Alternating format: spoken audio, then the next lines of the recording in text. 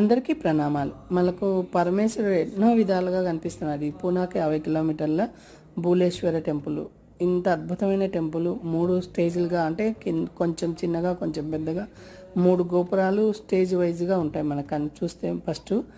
కానీ అద్భుతమైన ఆర్కిటెక్చర్లు, కానీ కొంచెం ఇరుగ్గా కట్టినారు. ఎంతో అద్భుతంగా ఉంది. ప్రతి రామాయణము అంటే స్వామికి కైలాసంలో ఎలా ఉంటుందో అలా. కానీ ఇక్కడ ఇంకొక విచిత్రం ఉంది. గణేశ స్వామి, పరమేశ్వరుడు, సుబ్రహ్మణ్య స్వామి లేడీస్ రూపంలో ఉంటారు.